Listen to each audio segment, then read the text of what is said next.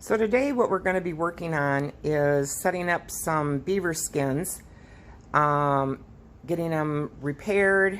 We're going to nail them out so that we can do this project. I just want to show you this beaver pelt.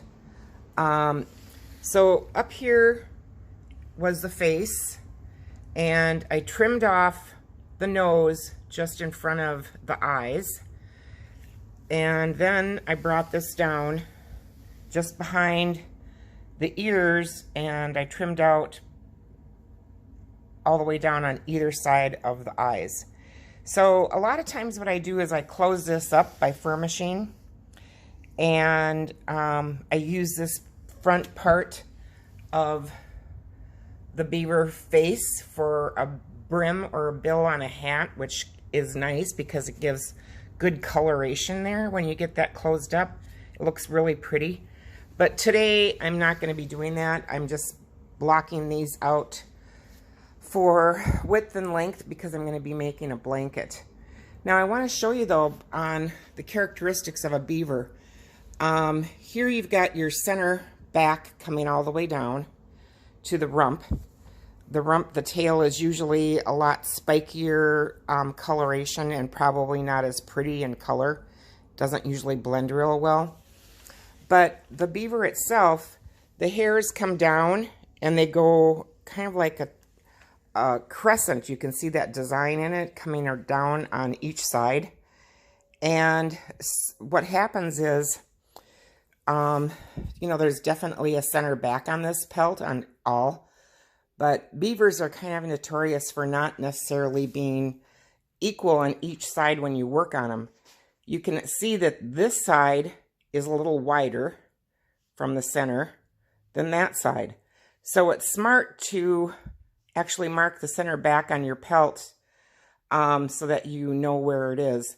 And the reason for this is that when the beaver pelt is taken off the carcass, the person that's taking it off, they try to go down the center line of the belly, but sometimes it's not real easy to do. So double check before you assume that the center of the skin is, going to be the center. You got to mark that.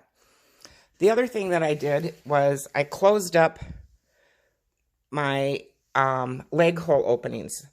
There's usually 2 on the front and 2 on the back. And some people split these, but I like to close them up. So I just trim it out on each side of the leg hole. It looks like kind of like an oval, a little football shape, and then I just close it up. The other thing is that there's usually a small nipple that's in this area. So you want to trim that out just a bit and close that up on each side. And then I mark, like I was saying before, I mark my the center of my skin. So I just fold that skin in half, get it so where I can see the definite hairline, and then I mark that with a pen right down the center. And this isn't going to hurt anything. I mean, it's not exact, and it just helps you keep your pelt balanced when you stretch it out. Now my legs, they look kind of dimply right now. These will stretch nice and flat when it's dried. Some people like to cut from this side of the leg out and open that up. You can do that. I just find that I've got the option of using more square inches on the fur if this is closed up. And I don't think it impedes any more stretch on the pelt. You do want to open up across the top because if this isn't opened up here, this is going to keep you from getting good stretch across the top of the skin. So something has to be done up there. So now the next step is what we're going to do is I have a nailing board.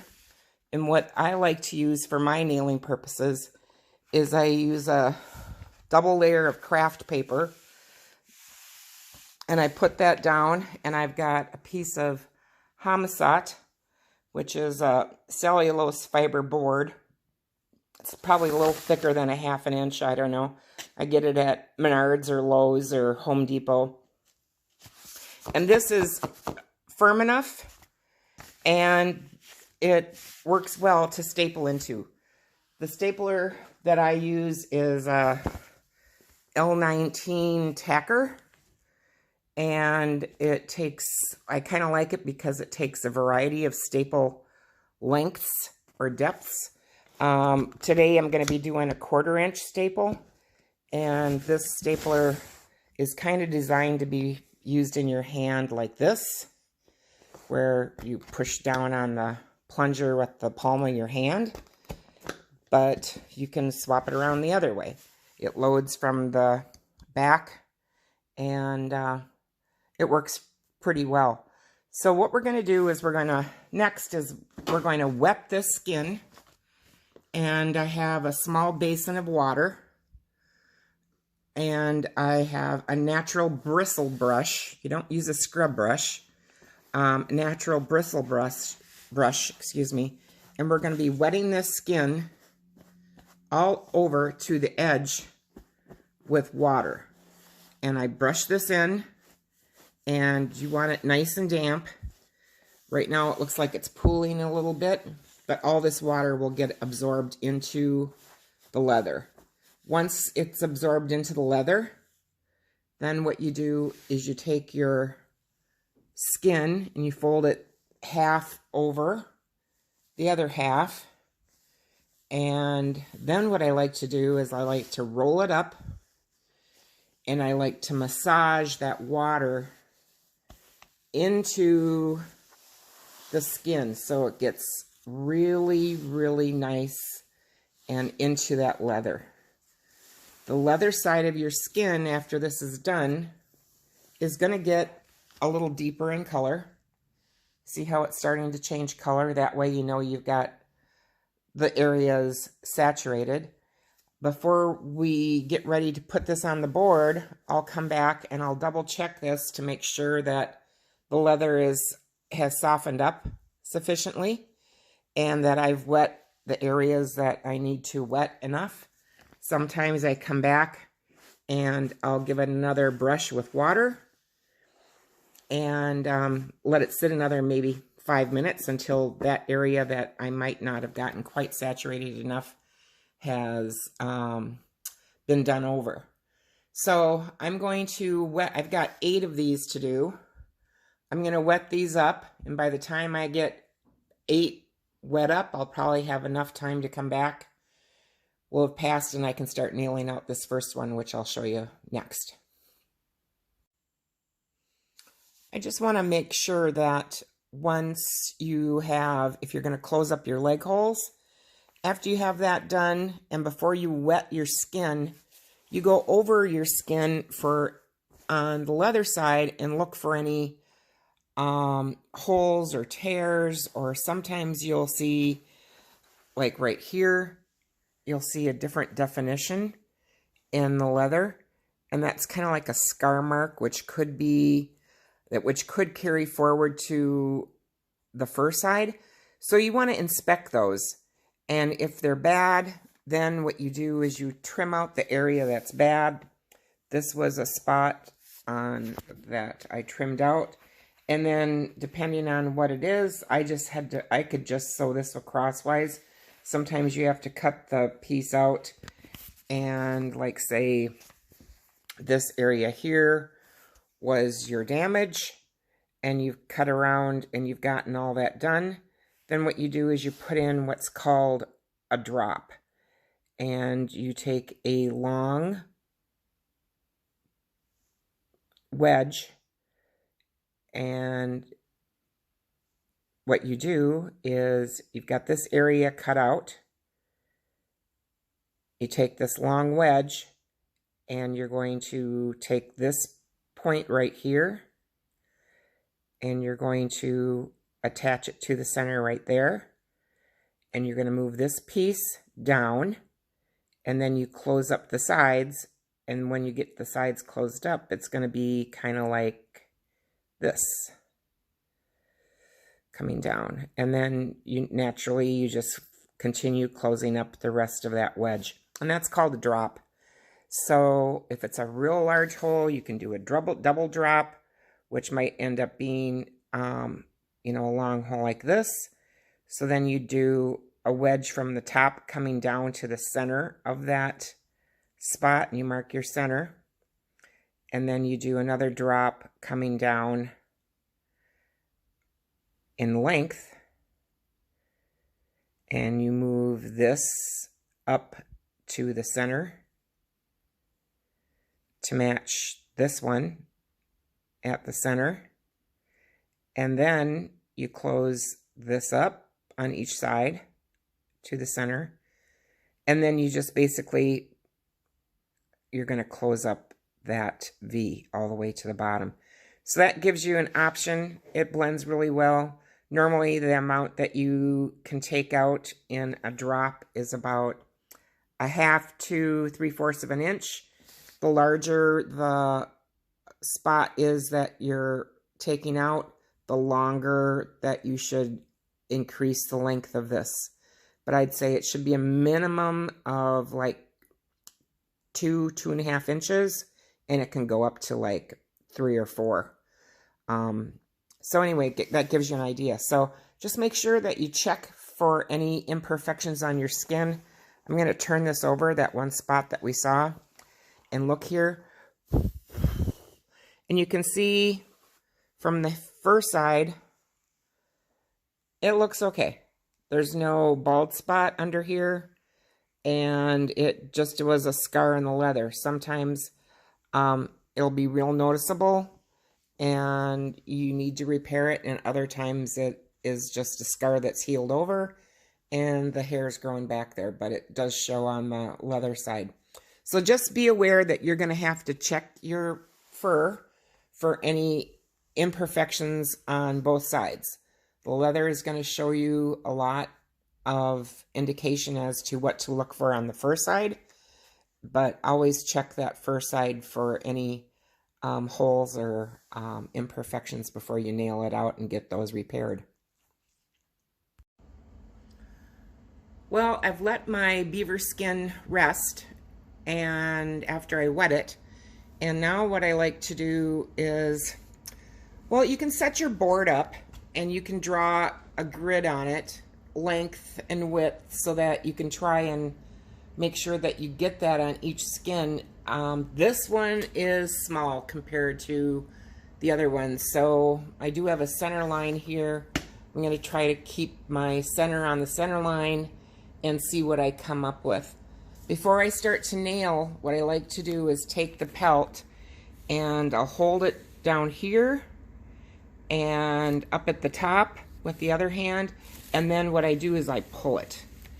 And I'll go crosswise, I'll open it up, and I'll go diagonally, and I'll hold it up at this leg hole area and this down here at this corner, and I'll pull it diagonally to try to get stretch in it before I start to stretch it out on the board. Now you can see how nice and soft this is. I mean, it feels, these were really nicely tanned beaver to begin with. They were done by Moyles, M-O-Y-L-E-S, and they do a beautiful job. So does Tubari. But so that water, you can see, has saturated into the skin, which is great.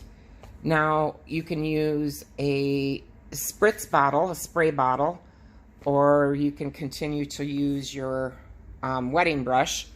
You don't want your skin to get dry when you're working on it. And if, for instance, you had something else to do after you've already got your skins wet, then what you're going to do is you're going to take your skins, you're going to put them in a plastic bag so that hydration stays in and they don't dry out until you can come back to it. But hopefully that's not the issue. So when we start to staple, what we're going to do is we're going to start at the center of the bottom. And you put in a staple down here across that tail at the bottom where that tail was. This one's got a little bit of a notch out of it. Well, that's what it is. And you're going to stretch this side to side. and I usually do, you know, to side about the same width. Then I am going to come up and I'm going to do across both the leg holes openings going across. Then I'll go up to the top and I'll stretch the length and see what I get, and then I'll put a staple in up at the top, and then I'll continue around, kind of evenly stretching from side to side. And you can always take a staple out, and you can always put an extra one in. So the next time I show you what's going to be is when I've got this completely done. Just wanted to show you this little trick. So this is the line I want to keep my center back on. And what I've done is I've taken and I put a row of staples. I don't push them all the way in, so the head is left a little raised. And what I can do now is I can feel this raised staple through the center of I can feel it through the leather. So I know that my center is lined up. And I'll keep that as a guideline that's underneath the leather, so I know I've got my skin, you know, straight. On a beaver, it's not as important as it would be on skin that's got a definite stripe in it, like a mink or anyway, some furs it's a lot more particular that you do that. A beaver is pretty forgiving, but it does help keep you on that center line. This is what it looks like once it's been nailed out to the board or tacked out to the board, however you want to describe it. Some people use a stapler like I do. Some people use small nailing pins. But these little ripples around the legs, those will dry nice and flat. Once it's dry, those you won't even see it. And it's stretched out pretty well. So I went for more width and length. I tried to get a little bit more in width than I did in length, but tried to keep it balanced. I didn't, you know, nail it exactly like the original shape of the beaver, because I don't want what I'm working on to be kind of like a football. If you were making a pair of mitts, you could put your mitt pattern on here prior to it drying and making sure that you've got enough fabric, fur fabric, that your mitt pattern will lay out nice. Or if you need to stretch it a little bit more to one side, this still has stretch. You can still see that. So that way it's a lot easier to check your pattern on it while it's damp, or put your pattern on the paper and then make sure that you've come to the edge of your pattern. Like if this was my mitt pattern, that your fur comes out far enough that you're going to cover that. So this is basic how to wet stretch beaver skin. Now this will dry overnight, and it'll set the leather up nice so it's good to work with. Now when I started stretching this, I did use a solution that was water, and I put a little bit of Easy Leather in it. I get that at Samuel Bauer. I don't use it as it's described on the package. It says to use like 16 ounces to a gallon. It's a concentrate. I use like maybe a quarter of that, and I just think it gives me a little extra stretch and stuff. So I'm gonna maybe put an extra staple in up here by this spot, and I think we're good. So I hope this helps you give an idea of what nailing and stretching a beaver skin is. And I gained a lot of width and I gained a lot of length on this particular skin, and I am going to do that with the rest of them. This project is going to end up being a blanket, and he's got a lot of varied sizes, so I'm not quite sure yet what the layout's going to be, but we'll figure it out once I get these all blocked. I've got 16 to do. My beaver pelts dried overnight, and I took them all off the board except for these two. I have, I wanted to show you, this was my original, kind of like the blue was my original center line, and after it dried I came back and remarked my center line with a ruler or a yardstick, and you know, got it pretty true to begin with. What I like to do is, at this point, I also have a pattern that's just a piece of kind of heavier weight shelf liner, and it's got a grid on it. I set this on the center, and I mark over the bottom line, the top line, and my side edge. This gives me kind of a base to know the size of each of these pelts, because this particular project is going to be a blanket. So I don't square anything off until I've got everything marked. But I did mark a couple of these edges in order to get this what I might need to have size-wise, is I might have to add a piece here on this edge, on this lower corner. I wanted to show you how my leg openings closed up. They look good. And the next step on this is I remarked my center line, and I put my grid on and marked that. Now, if this was going to be a pair of mitts or a hat, I like to mark my pattern on it at this point. And you can do that. Sometimes I might mark the basic of the pattern, like just to kind of like get an idea of how it's going to lay out. But inevitably you have to take it off the board. What's nice about this Homicide board is that I only used a 1/4 inch staple, and the staples are pretty easy to pull up. So I usually just start at the bottom, and once I've got it loose just a little bit, it's just a quick flip and it's off the board. And I don't have my tool here at the lake, but I do have like a staple lifter. It's just a small little piece of metal, and that helps me get my staples out. Otherwise, they're just easy just to pick with your fingers. Once that's done all the way around, what I like to do is I like to glaze my beaver skin. And you say, well, what's that? Well, you've got the fur set. I mean, you got your leather set, and next what you want to do is you want to set your fur. So you take a spray bottle, and I did this one, but I'm going to show you how I do it again. And then I want to show you something else on this pelt. So you just take your spray bottle, you lightly mist it, and then you comb your hair all going down so that you have all the hair running in the same direction. I usually use a dog brush, a wire dog brush, but I don't know, I can't find it today. So this is a fur comb, and it looks, it does good. So then it takes probably about 15 minutes for that to dry. Now I want to show you something on this pelt that is hard to determine and hard to find when you're originally working on it.